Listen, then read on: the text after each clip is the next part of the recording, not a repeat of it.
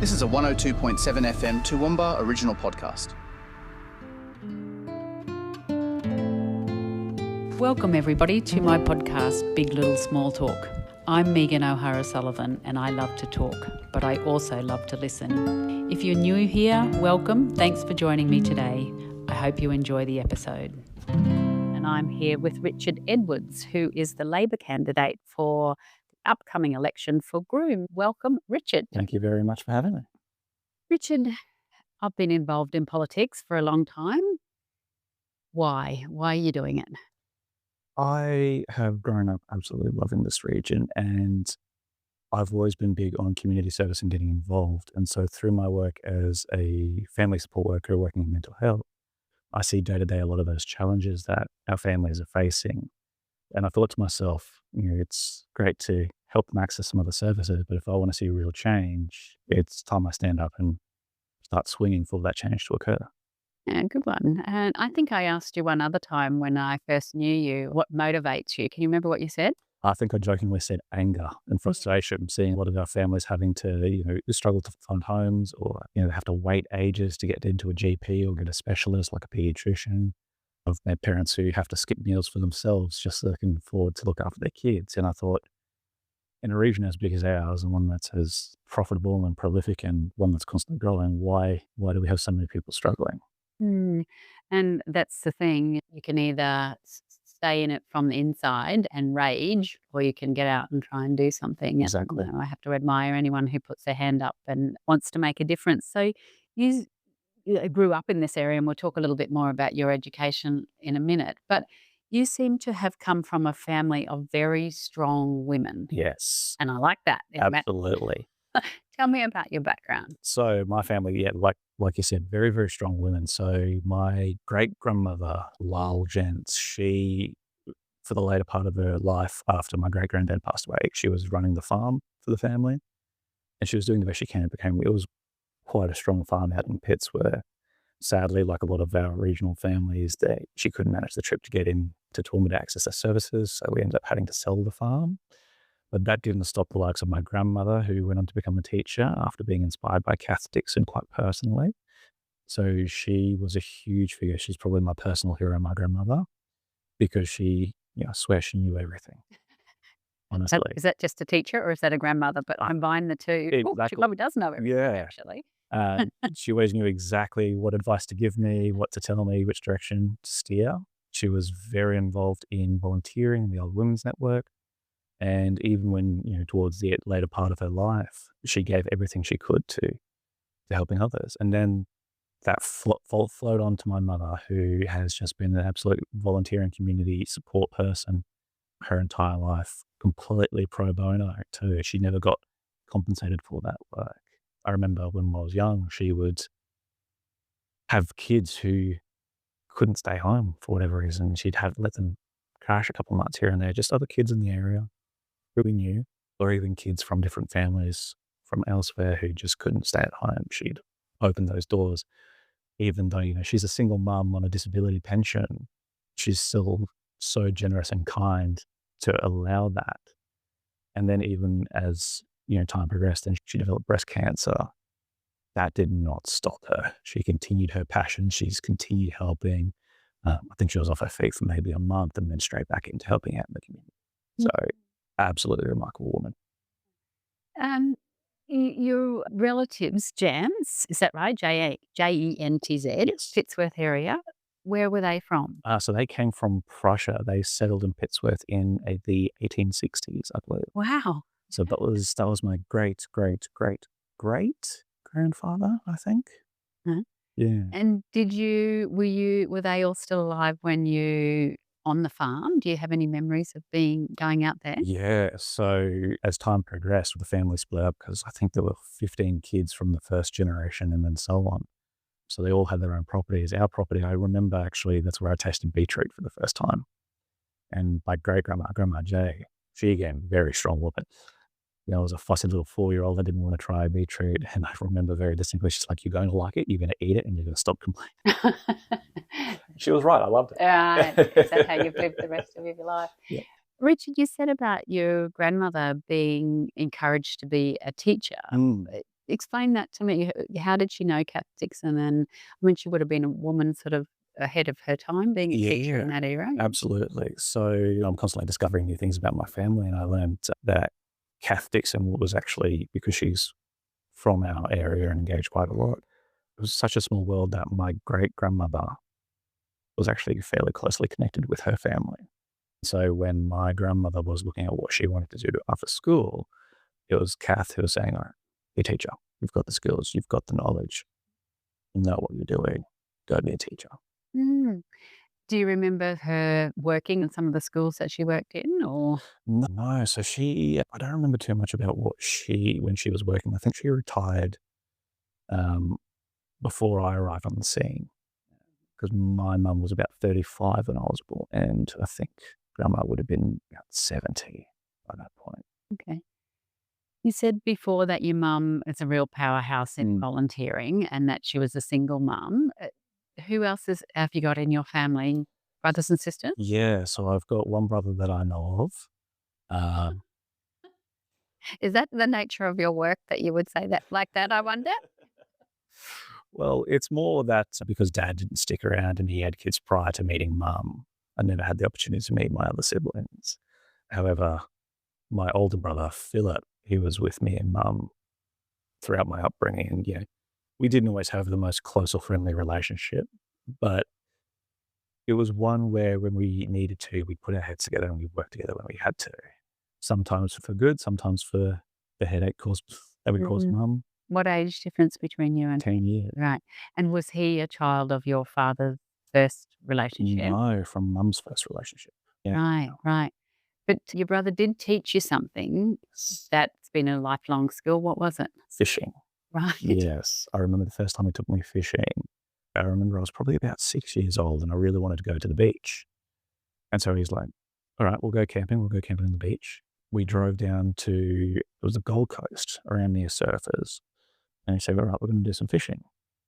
So was it just you and he? Just me and my brother. Oh my God. So you were 6 and he was 16. Yep. Wow. Different time. Different time. Yeah. And, because we had family down in that way as well, no one was too worried. He was very keen to drive. So he took me fishing. And that's where I learned how to do it. Right. And what are your memories of that, of you and him together? Was it it's obviously made a big impression on you as a sort of a moment in time? Definitely. I do. I love him very dearly. He may not have made the best choices in life, but I think that was the most formative memory of him, that I can see that kindness and generosity and that spirit to share and help others, which has been prevalent in everything he's done throughout the rest of his life. Okay. Oh, that's good. I thought that you were going to tell a different story there, but and have you had much contact with your father over the years? I've never met him. Yeah. So I've definitely tried and we've definitely looked, but it's been hard to track him down. So that's. You think, Richard, that has had any influence on the type of work that you do? I think definitely. I think I would be unwise or foolish to say that it hasn't, because especially when it comes to that adult male role model in your life, it's very formative and really does have a huge impression on a young man as they're growing. And I see that reflected in a lot of the young people I work with as well. You see remarkably strong mothers who are trying to do it on their own, having to work, having to stay on top of their young men, all of that. And sometimes it's good for a young man just to have that example of what a healthy man can look like. We can still be strong while being gentle. We can provide while also being vulnerable.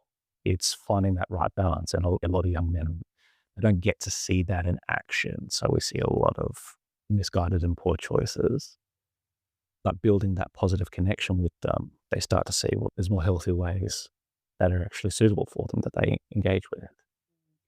But I suppose you would say that that person doesn't necessarily have to be their father. A violent, aggressive, passive-aggressive father is not better than a good teacher at school, for instance, or something like that. Yeah. Find that those positive relationships always trump the negative ones every single time.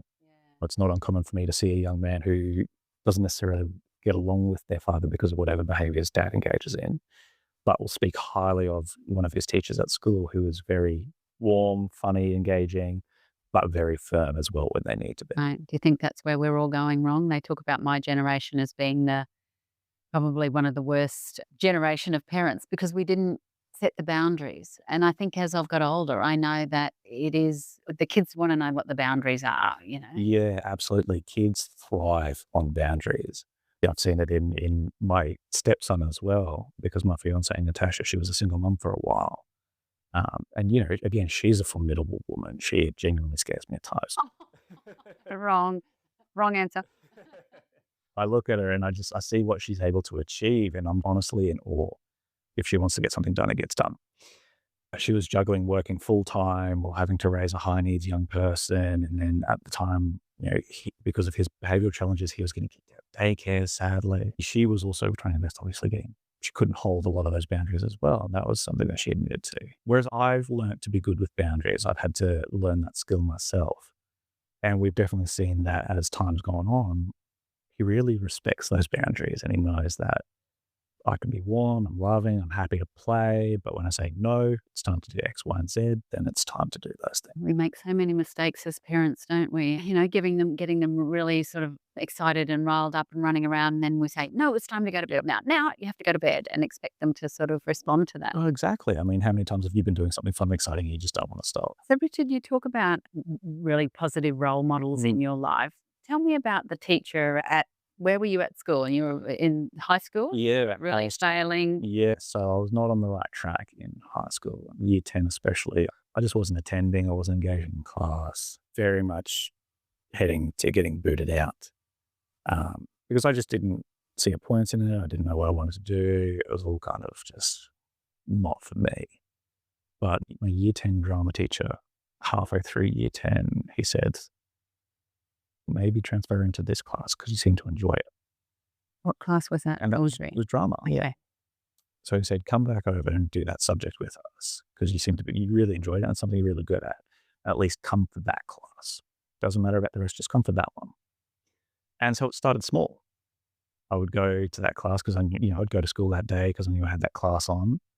And then I thought to myself, even though I lived around the corner from the school, I thought, well, I'm here, I might as well just stay. And then slowly it built up, and then I got into the school production. It just started from there. And every step of the way, he was encouraging me. He said, you're absolutely smashing this. Hey, have you heard about this? Get involved with this at school. And again, he was one of those teachers, one of those male role models who was warm and gentle and kind, but firm when he needed to be. Can you remember his name? Mr. Reuter, Timothy Reuter. Timothy Reuter. We owe you a debt of gratitude for moulding a young man. I mean, people talk about the one teacher in their life that made a difference, and it sounds like he was yours. So what did you do then when you finished school? So I went straight on to university where I did a Bachelor in Creative Arts. Here at UNSQ, yeah, where I met other remarkable lecturers as well. Janet McDonald, she again, a huge and formidable power in my life. She refused to let me fail. She invested a lot of time and energy to make sure I was on top of everything, that I knew what I was doing. And, without that involvement either, I wouldn't be where I am today. Because from there, I went on and studied postgraduate diplomas in counselling and psychology, both at UNSQ and at James Cook. Had you started work by the time you started to do the second one? I was still working as a duty manager at the time at a local hotel. This is what you did to get yourself. Yeah. How was your mum with you going to university? Was she sort of like, well, if you can afford it, or you're going to have to pay your own way, you're just going to have to. Yeah, no, she was thrilled. So I lived with her for a while. I was actually the first person since my grandmother in the family to finish high school. So she was stoked about that. And so, again, because education has been so important in our family, she was thrilled that I was off at uni and trying to pursue my ambitions and my goals. She's been incredibly supportive in everything I've done, while always encouraging me to be responsible and smart with how I do things, especially with the life skills.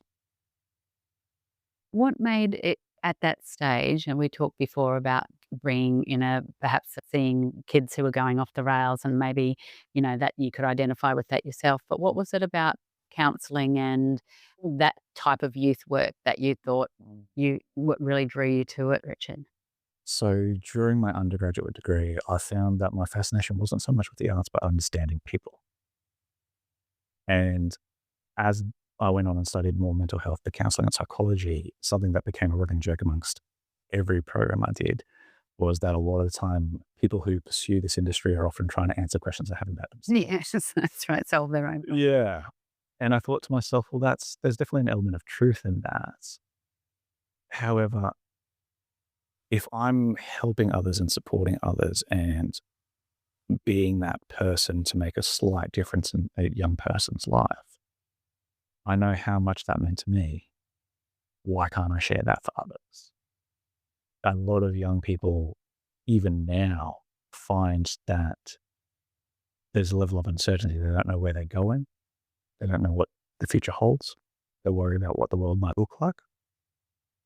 And they need some form of hope. And I see quite often just that glimmer of hope, that one person saying, you know what, you've got this, things can change if we work at it. Having that as an option, just as a possibility, is enough to either keep them engaged or get them re-engaged in something like school or a job or apprenticeships, things like that, to help them know that life doesn't have to stay in the situation they're in. It can be something new and it can be exciting and wonderful. I like that idea of that you're just offering people hope.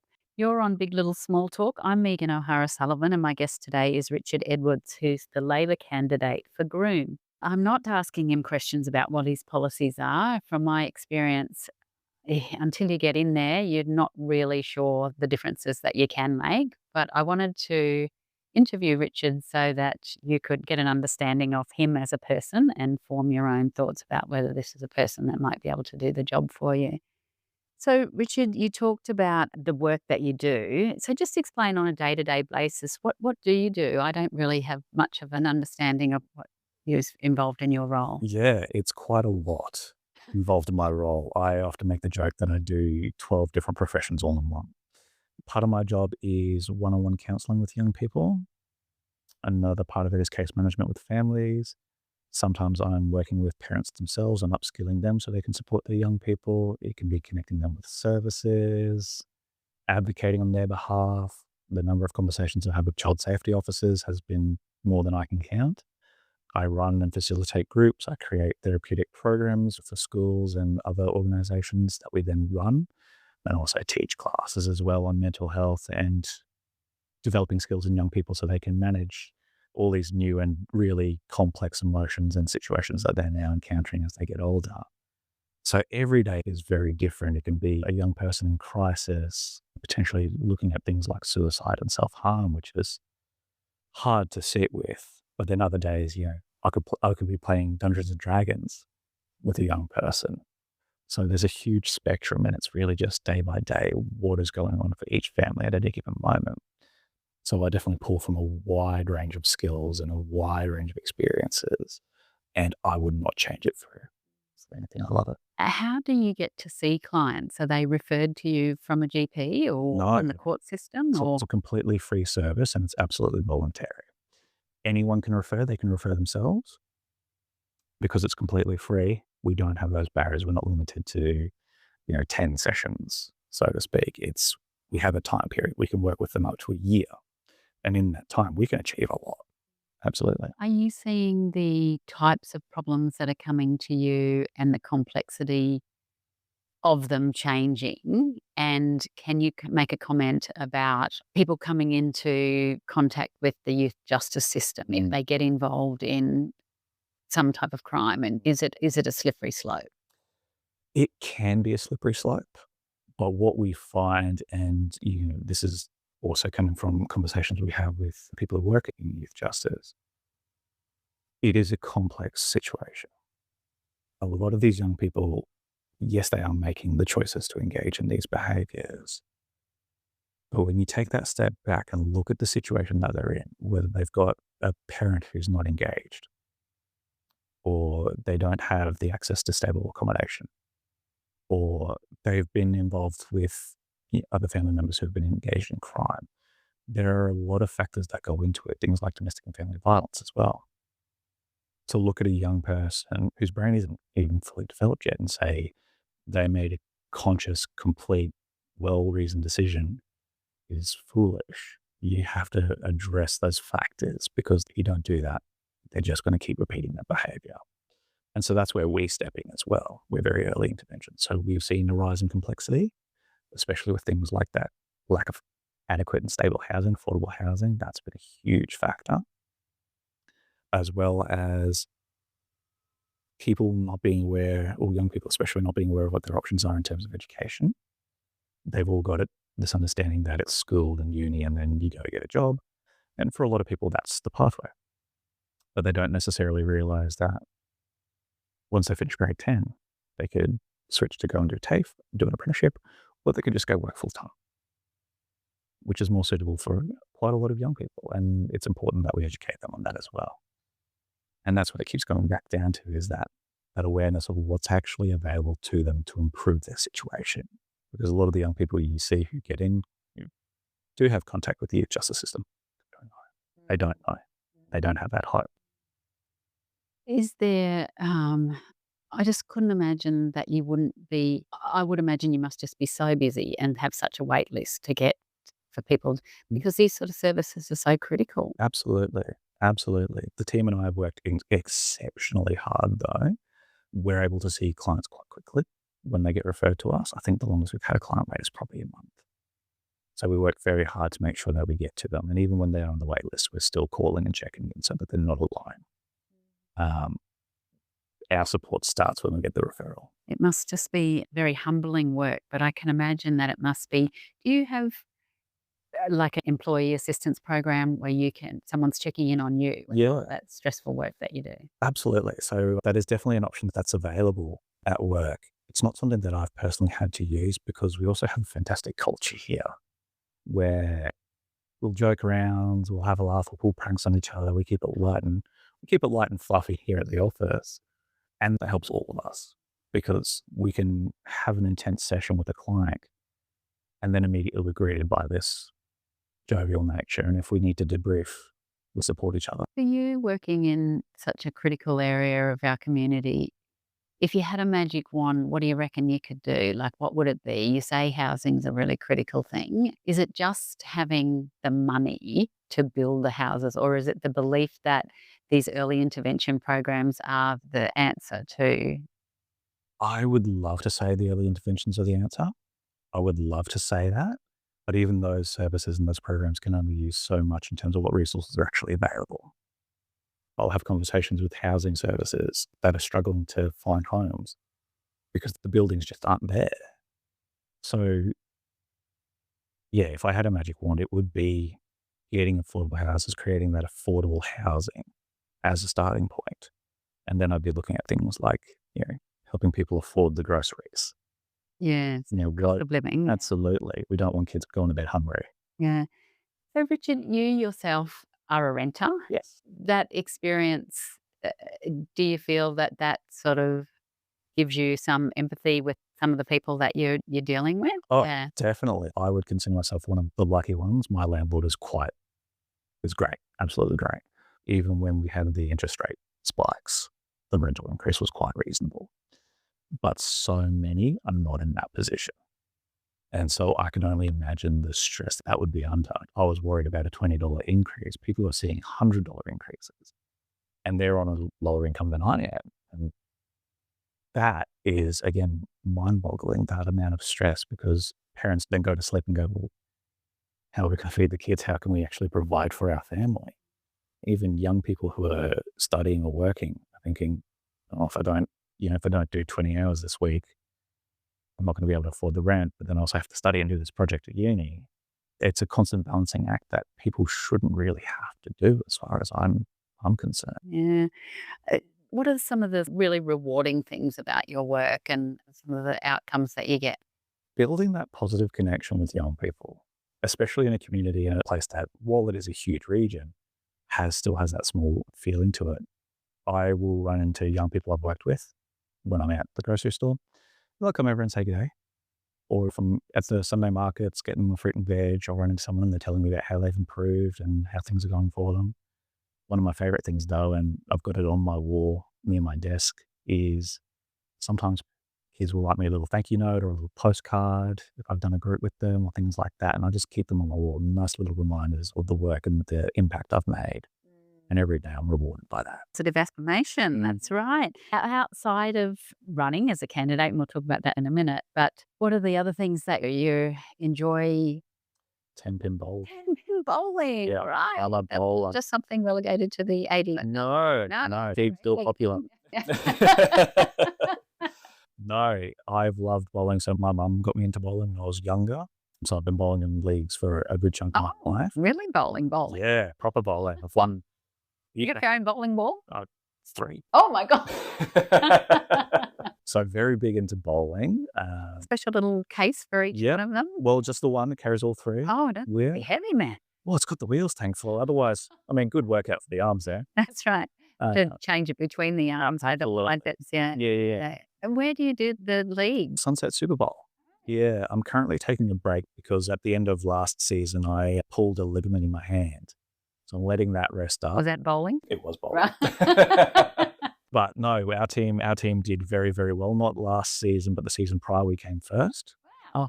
So we've got our team name and a little trophy at the bowling alley. And again, it's beautiful. One of the things I love about it is the community that you build there as well. We all know each other by name. We have a laugh, a lot of banter, which is great, but it's also very, very friendly. It's one of the highlights of my week. We'll get through the week and then on Thursday night. Right. And do you have your own red and white shoes? I've got my own shoes, yeah. Yes. Are they red and white? No, they're grey. Oh. They're grey. Grey, Richard. Yep. Okay. I'll just remind the listeners that they're on 102.7 FM and we're on Big Little Small Talk. I'm Megan O'Hara-Sullivan and we're talking to Richard Edwards, who is the Labor candidate for the upcoming election in the seat of Groom.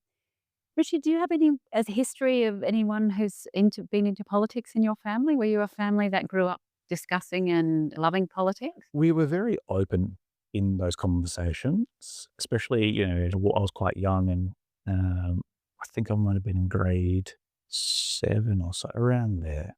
There was an election on. And so I had to go with mum to the polling booth. And I was asking questions. Why are we doing this? What's the point?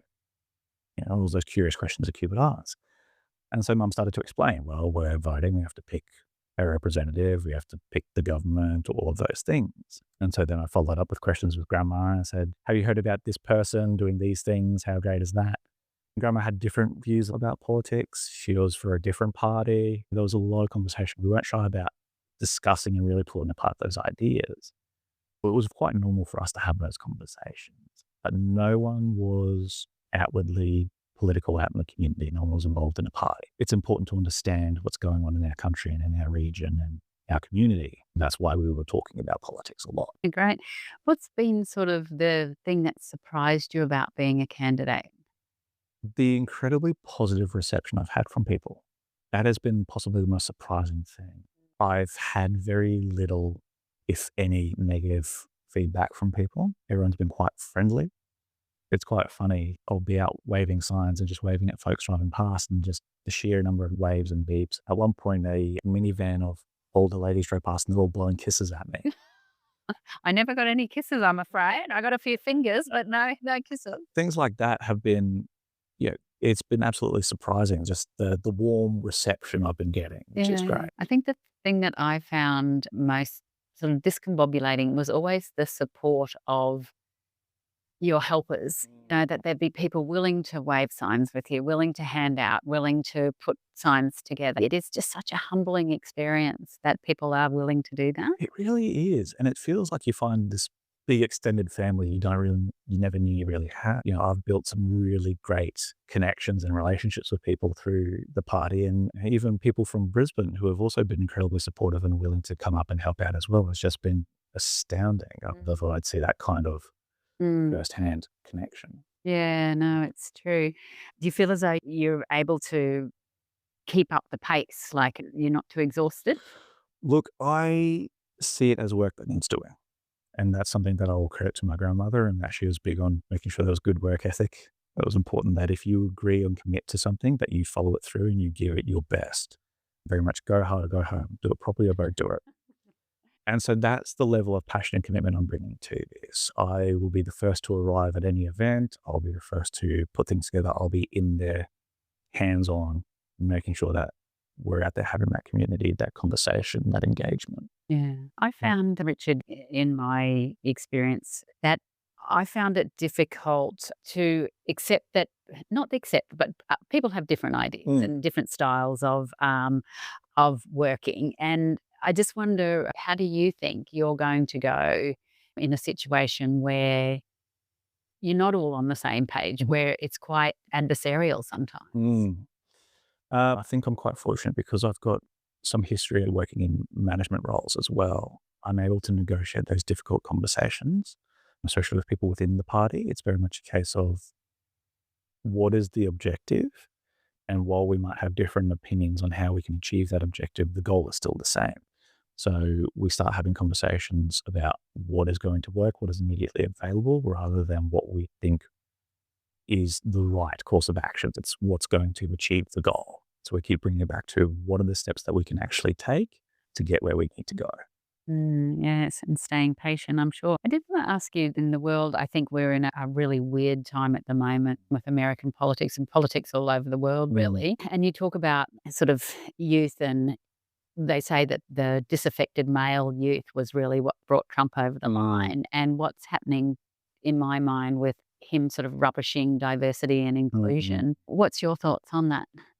Oh, diversity and inclusion for me, it's never something I've actually sat and thought about. And when I was, when I, I'm reflecting on it now, and largely it's because it was never necessarily something we spoke about. It's just something we did. Growing up, I lived in a very diverse area. There were kids from Sudan, there were kids from China, there were Aboriginal kids, there were kids from New Zealand, and we just got on. We just met at the park and played. And then, But is that because you're a white male who says there was no problem? There wasn't any problem at all. oh, there were absolutely problems. Mm. For me personally, it was never something that I can't imagine being a person who doesn't accept and tolerate. But 100%, there were issues, and there still are. Absolutely. And really, the best way I see forward in addressing those is to have people who stand up and demonstrate that acceptance, that tolerance, and have those people in positions where they can influence, where they can show on that larger stage. There is no point arguing. They are like us. They are human like us. They might do things slightly differently, but ultimately we all care about building and creating and living together harmoniously. There is no room for hate. Mm. And not only in sort of the immigration space, but certainly in the gender space, in the disability space, it is the diversity of thought that brings a richer element to the conversation. Well, I had the privilege of meeting Tony Burke, and he corrected a phrase someone used when talking about the multicultural nature of Australia, where someone said it was a melting pot, and he said it's not. Yeah. It's a salad bowl.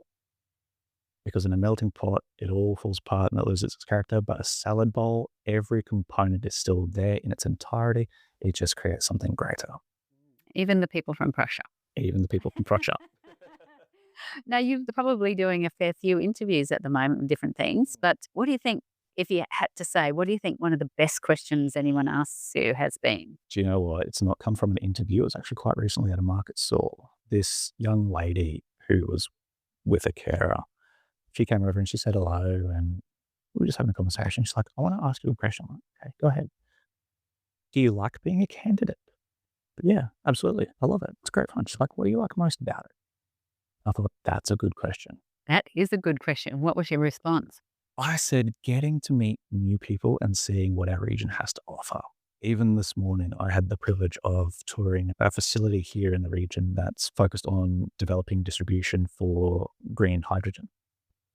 You wouldn't know, because it looks like, a shed and a home. You wouldn't know that it's something so big and exciting. So it's only been through this that I've been able to start seeing all these little pockets of innovation and brilliance and these amazing skills that often don't get the credit or the spotlight that they really deserve. Mm. Well, that's a good way to be and enjoying the process. Yeah, and I mean that makes you more relaxed and relatable, I think, as a candidate.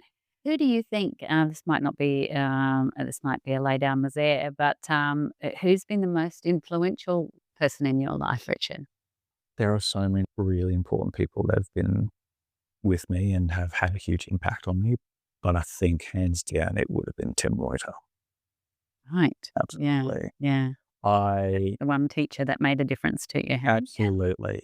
I think without his patience and his ongoing support and encouragement, just gently nudging me in the right direction, I probably might have dropped out. I probably would have been doing something very different. Life would have been very different. Well, that leads me on to my next question, which is what's the best decision you've ever made in your life? Was it to stay at school or what do you think, Richard? Look, while staying at school was very much a good decision, and it's one that I cherish, and then going on to uni, I think the best decision I've ever personally made was booking a spontaneous holiday to Quebec. Oh, Yeah, whoa, left field. definitely the best decision. What happened in Quebec that made it so memorable? Oh, it was fantastic. There's this festival that occurs once a year at a place called Bickling. And what it is it's this fully built medieval village where you go and you sleep in tents or buildings like proper old school Renaissance style. For a full week, there's no technology. There are people who craft things from hand. There are battle reenactments, and I'm talking thousands of people reenacting these battles. The train mail. It's huge. But then there's all the festivals that we have at night and big concerts. And for me, it was quite funny. I think the highlight of that trip was not only meeting such incredible friends who I'm still in touch with from all parts of the world, but I got the privilege to hang out on a pirate ship, Right. which was great. But something happened on that pirate ship. What was it?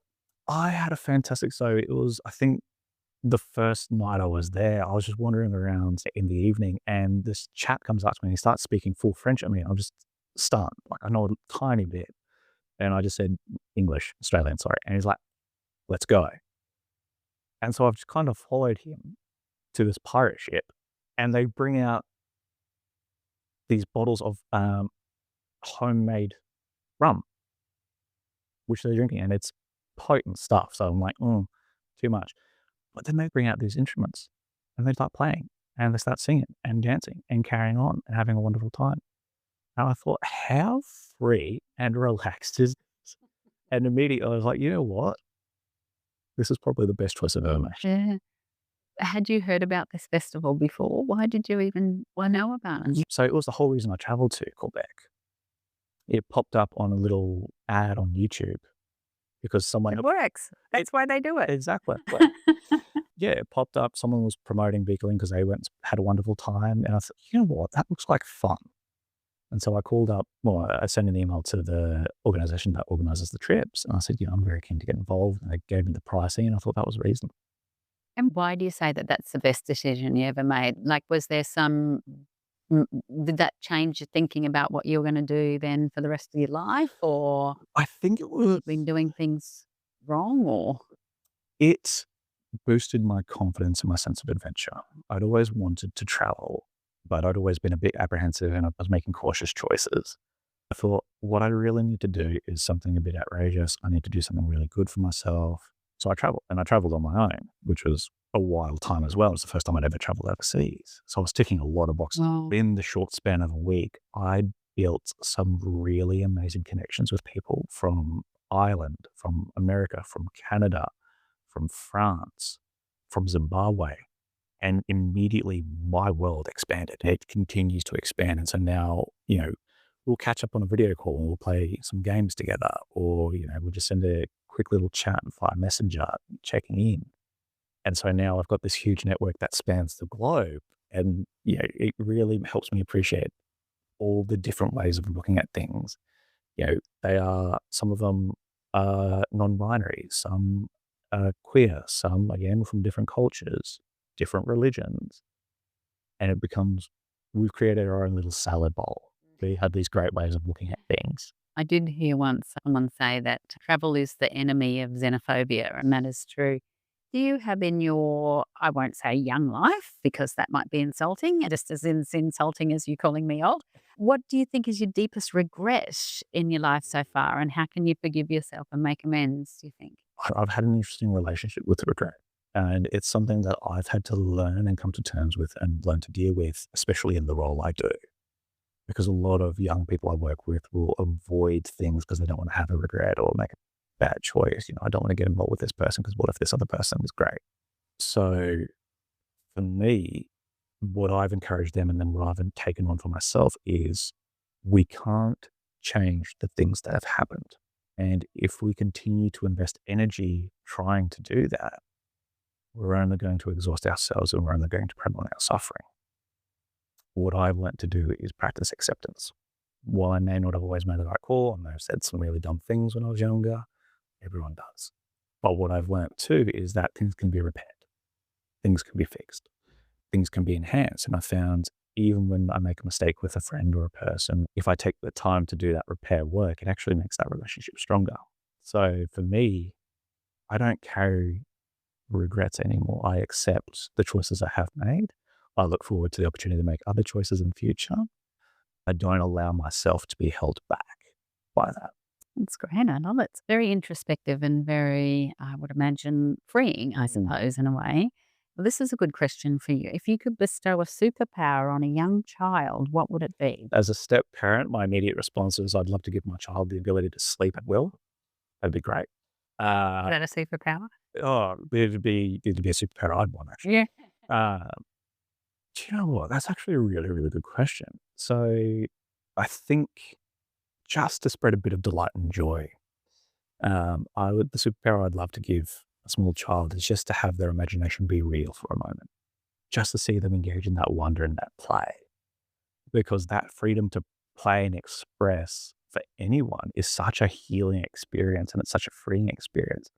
And for a young child, it's such an empowering experience, which then builds that confidence and that willingness to engage and explore and have adventures, which leads to well-rounded individuals. So I think, having their imagination become real for a moment. That's amazing. I would have thought, you'd say, make them invisible or make them fly or whatever. But Getting in too much trouble. Yeah. Well, that's true. Do you have a pet peeve, Richard? I do. It's a bit of an unusual one. I'm probably alone in this, or may share it. It is a nice thing it's a nice act that people try to do, but when they try and wave traffic in, it irks me a little bit because what they're doing is holding traffic up as well. Like, if you just go, you'll create the room for them. No, I'm with you. I thought you were going to say the same one as mine, which is that you don't like it when people bless you when you sneeze. Yes, that also gets me. Oh, good. I've got an ally. There's two people in the world who find that irritating. Yep. Do you have faith in anything at this point in time in your life?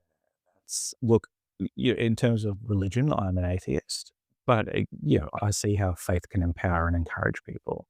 It gives them meaning. It gives them comfort. In terms of, I guess, where I look to if I need guidance, what I've come to learn and what I've come to trust in is, I guess, my own internal wisdom. And that's come through, again, years of reflection and going, well, if I can handle difficult situations of the past and learn from them, then somewhere within me, there are the skills and tools I need that I can make the right decision. So if I'm ever worried or flustered or I'm not quite sure, I take that step back, give myself that moment, and then trust that I'll make the right call for me.